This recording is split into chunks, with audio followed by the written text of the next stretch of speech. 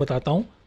एक बार की बात है कि एक बहुत बड़ी टूथपेस्ट बनाने की कंपनी को एक प्रॉब्लम, उसके सीईओ को एक प्रॉब्लम जाके पता लगी कि मार्केट से एक कंप्लेंट आ रही है कि बहुत सारे लोगों के पास में फाइनल प्रोडक्ट तो पहुंचा पर उसके अंदर टूथपेस्ट नहीं था। मतलब खाली बाहर की पैकेजिंग थी और अंदर टूथपेस्ट नहीं था। तो सीईओ ने बोला यार ये तो बहुत बड़ी प्रॉब्लम है, मुझे सबको टीम को तो टीम ने सीईओ ने सब मिलके एक विज़न बनाया। उन्होंने बोला कि हमें ऐसा कुछ ऑटोमेटिक सिस्टम बनाना चाहिए और ताकि कि जब भी कन्वेयर बेल्ट पे वो प्रोडक्ट जाए तो एक वहाँ पे एक वेइंग मशीन हो जो उसको वे करे, मशीन को प्रोडक्ट को वे करे, और जैसे ही वो प्रोडक्ट का वेट जो गाइडलाइन के वेट के से डिफरेंट है तभी वहाँ पे एक रोबोट आए और रोबोट उस प्रोडक्ट को उठा के साइड में कर दे। तो उनको लगा कि यार बहुत बढ़िया सोल्यूशन है कि हमने सोल्यूशन तो ये फाइंड कर लिया है।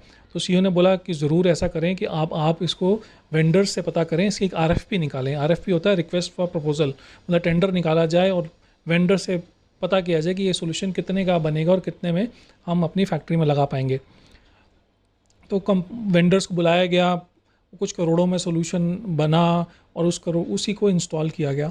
इंस्टॉल करने के बाद में सीईओ को अब ये लगने लगा कि अब पता किया जाए मार्केट से कि क्या फिर से कंप्लेंट्स आ रही हैं क्या। तो जब मार्केट से उन्होंने फिर से पता करवाया तो उनको जानकर बहुत खुशी हुई कि मार्केट में ज़ीरो डिफेक्ट था। मतलब कोई भी केस नहीं आया था कि प्रोडक्ट पहुंच रहा उस प्रोडक्ट में टूथपेस्ट नहीं था। तो सीईओ ने बहुत खुश होकर एक पार्टी का ऐलान किया गया। उस पार्टी में सारे के सारे इंजीनियरिंग मैनेजर्स और एचओडीज सबको बुलाया गया और वहाँ पे सीईओ ने प्रेजेंटेशन दी, अपनी टीम को बहुत थैंक्स बोला, उनको बोला कि उनका टीम वर्क था जिस वजह से ये हम इतनी कॉम्प्लिकेटेड प्रॉब्लम को, इतनी बड़ी प्रॉब्लम को सॉल्व कर पाए। और वहाँ पे टीम वालों ने सीईओ को उसके विज़न और उनकी गाइडेंस के बारे में बहुत तारीफ़ करी और बोला कि आपकी समझ ही थी जिसकी वजह से हम इस प्रॉब्लम को सॉल्व कर पाए। तो वहाँ सीईओ ने जो इंजीनियरिंग के हेड थे उनसे ये पूछा कि ये बताइए कि उस सिस्टम ने कितने प्रॉब्लम्स या कितने डिफेक्ट्स को अभी तक पकड़ा। मतलब जो भी इन्होंने ऑटोमेटिक सिस्टम लगाया उसने कितने ऐसे केसेस पकड़े कि जहाँ पे प्रोडक्ट में टूथपेस्ट नहीं था। तो जो इंजीनियरिंग हेड ने वहाँ जवाब दिया वो देख के सब स्तंभ रह गए, सरप्राइज हो गए कि एक ज़ीरो डिफेक्ट पकड़ा। मतलब मशीन आज तक एक बार भी जब तक सिस्टम लगा यूज़ ही नहीं हुई थी। तो सीईओ ये मान नहीं पाए, बोल रहे ऐसा कैसे हो सकता है कि पहले तो इतनी कंप्लेंट्स आ रही थी और आज कोई कंप्लेंट नहीं आ रही है। तो और वो कि सिस्टम में कोई ऑटोमेटिक सिस्टम में कोई डिफेक्टिव प्रोडक्ट, मतलब बिना टूथपेस्ट के प्रोडक्ट पहुंच ही नहीं रहा है। उसको आगे एनालाइज करवाया गया, उसकी और रिसर्च एंड डेवलपमेंट हुई।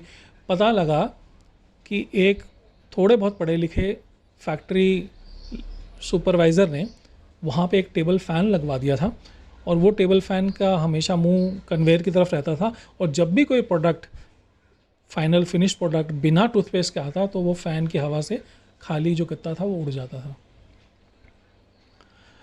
तो इस कहानी का बताने का मतलब दोस्तों यही है कि शायद लाइफ भी हमारी ऐसे ही कुछ है, वो सिंपल है और वो सिंपल सॉल्यूशन ही चाहती है, बट हम शायद उसको बहुत कॉम्प्लिकेटेड सोच के कुछ कॉम्प्लिकेटेड सॉल्यूशन की तरफ बढ़ जाते हैं। और जब तक हमें पता लगता है कि वो एक सिंपल प्रॉब्लम थी और एक सिंपल सॉल्यूशन मांगती थी तो अब तक बहुत देर हो चुकी थी। जैसा कि इस केस में हुआ कि जब तक उनको पता लगा ये एक सिंपल प्रॉब्लम थी और एक फ़ैन से ही सॉल्व हो सकती थी, तब तक उन्होंने बहुत सारा पैसा, टाइम और एनर्जी उस सॉल्यूशन में लगा चुके थे। तो कहने का मतलब यही है कि अगर हम लाइफ को थोड़ा सा सिंपल लेना शुरू करें तो शायद लाइफ बहुत हसीन और मज़ेदार हो जाएगी और हमारी प्रॉब्लम शायद कुछ कम हो जाएंगी। तो मेरा नाम सौरभ लीखा है